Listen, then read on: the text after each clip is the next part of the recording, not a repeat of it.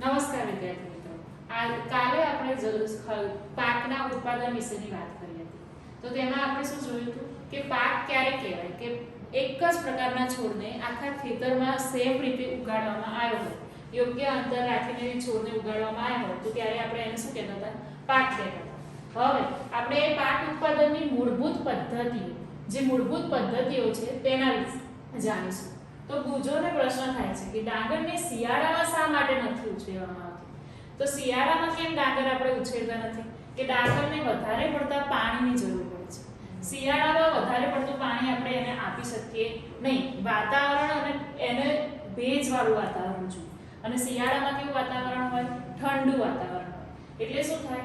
તો ચોમાસામાં જ એટલા માટે એને ઉછેરવામાં આવે છે. ડાંગરને શું કરવું જરૂરી છે? તો ડાંગરને વધારે માત્રામાં પાણીની જરૂર પડે છે, તેથી તેને માત્ર ચોમાસામાં જ ઉછેરવામાં આવે છે.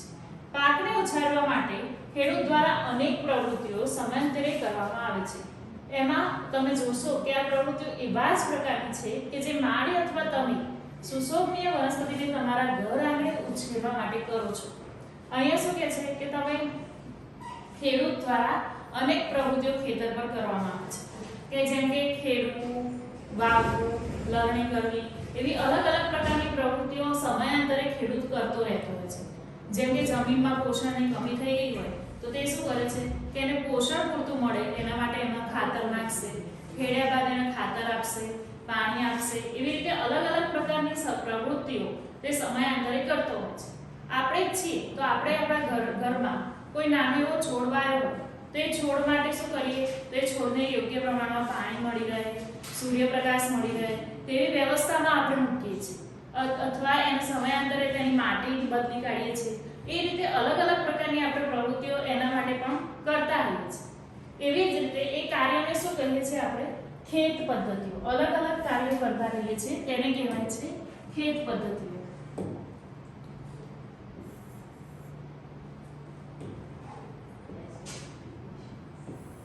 એને આપણે શું કહીશું? ખેત પદ્ધતિઓ. હવે એવી જ રીતે કયા કયા પ્રકારની ખેત પદ્ધતિઓ આવે છે તે વિશે જાણીશું. તો કઈ કઈ આવશે? સૌપ્રથમ ભૂમિને તૈયાર કરવી. ભૂમિને તૈયાર કરવી એટલે કે ભૂમિને પહેલા તો આપણે પાક ઉછેરવો હોય તો એ માટે જમીન તો તૈયાર હોવી જોઈએ. તે તૈયારી કરવી માટે ભૂમિને તૈયાર કરવાની પદ્ધતિ આવે. ત્યારબાદ રોપણી. હવે એક જ જગ્યાએ આપણે બહુ બધા બીજનો રોપી કાઢીએ, જેમ કે ઢગલો કરી દીધો એક જ જગ્યાએ, તો એ શું થશે? તો એ બીજ એકબીજા સાથે ભેગા થઈ જશે એટલે એનું વાવેતર યોગ્ય રીતે થયું નથી, એટલે એ ઉગશે નહીં, યાની કે એનો છોડ બનશે નહીં.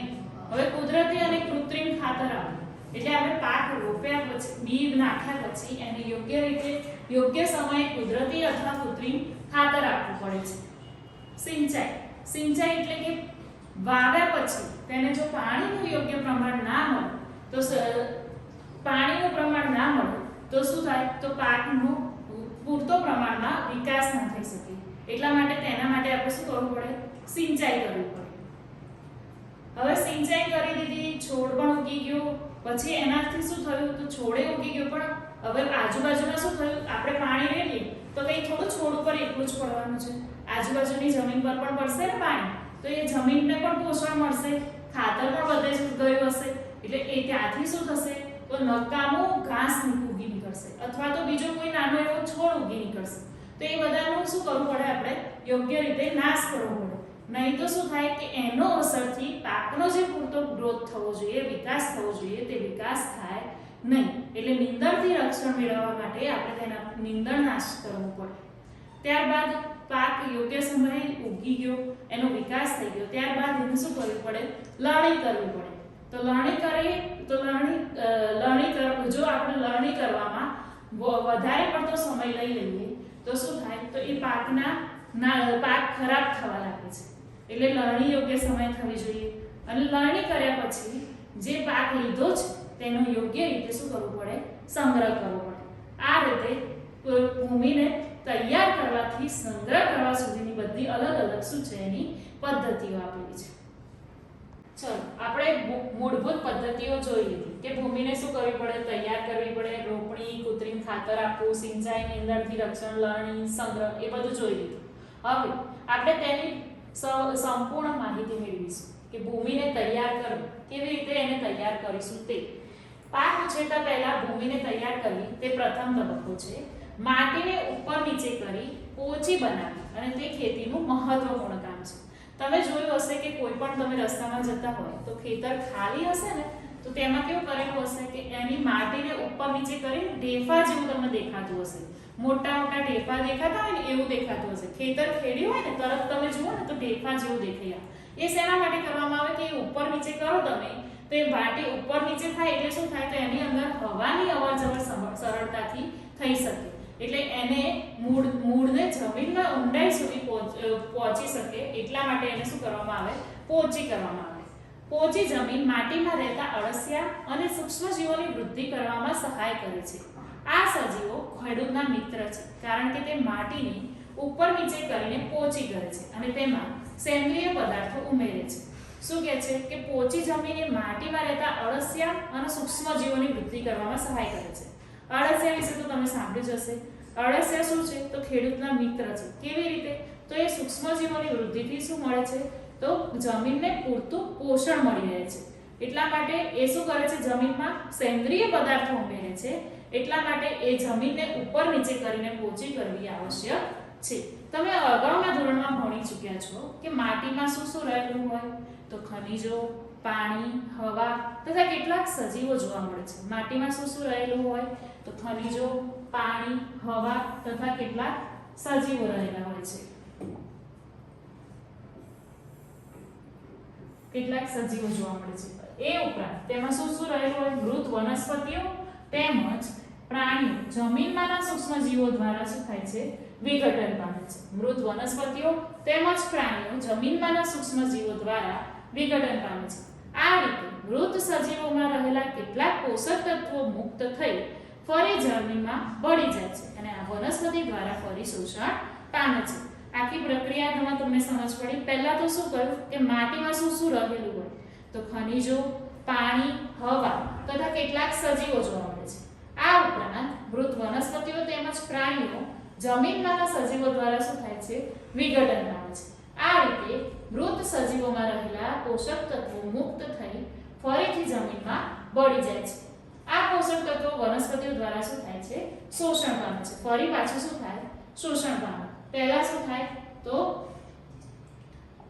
પહેલા એ શું થઈ જાય તો જમીનમાં ભળી જાય અને ફરીથી પાછું શું થાય શોષણ પામે.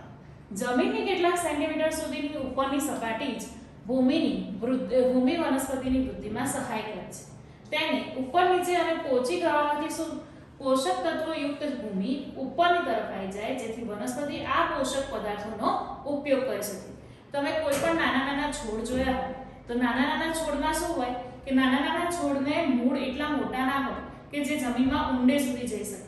જેમ કે ઘઉંનો પાક વાયો હોય કે કોઈ પણ કઠોળ વાયો હોય તો એના છોડ શું હોય ઉપરની તરફ સુધી જ હોય. એટલે ઉપરથી આપણે ઉપર નીચે કરીએ જમીનને અને પોચી કરીએ તો એ પોષક તત્વો શું થાય તો ભૂમિની ઉપરની તરફ આવી જાય અને આ પોષક પદાર્થોનો યોગ્ય રીતે ઉપયોગ કરી શકે વનસ્પતિ. એટલે કે માટીને ઉપર નીચે અને પોચી કરવી તે પાક રોપવા માટે અત્યંત મહત્વપૂર્ણ છે. માટીને ઉપર નીચે અને પોચી કરવી પ્રક્રિયાને ખેડાણ કહે છે. માટીને ઉપર નીચે કરવી અને ઉપર નીચે અને પોચી કરવાની પ્રક્રિયાને ખેડાણ કહે છે. આ પ્રક્રિયાને હળ ચલાવીને કરવામાં આવે છે. હળ એ લાકડાના અથવા લોખંડના બનેલા હોય છે. આ ખેડાણ શેના દ્વારા કરવામાં આવે છે હળ દ્વારા. અત્યારના સમયમાં આપણે એને શેના વડે કરીએ છીએ ટ્રેક્ટર દ્વારા. પણ પહેલાના જમાનામાં શેના વડે કરવામાં આવતું હતું હળ દ્વારા.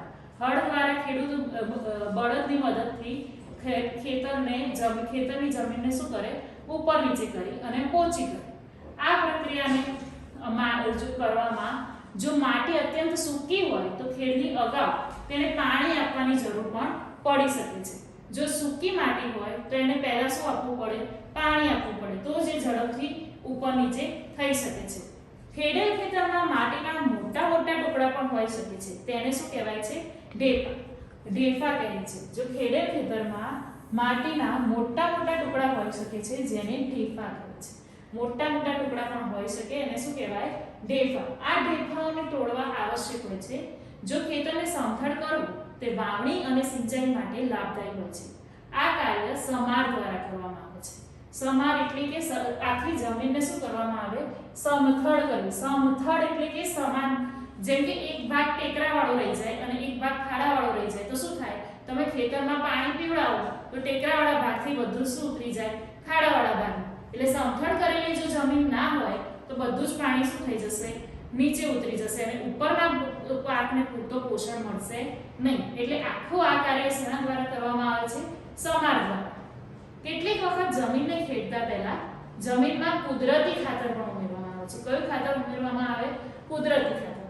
આ બાબતે ભૂમિમાં યોગ્ય રીતે મિશ્રિત થવામાં મદદ કરે છે. જમીનમાં બીજ રોપતા પહેલા જમીનને પાણી આપવામાં આવે છે. શું આપવામાં આવે? પાણી આપવામાં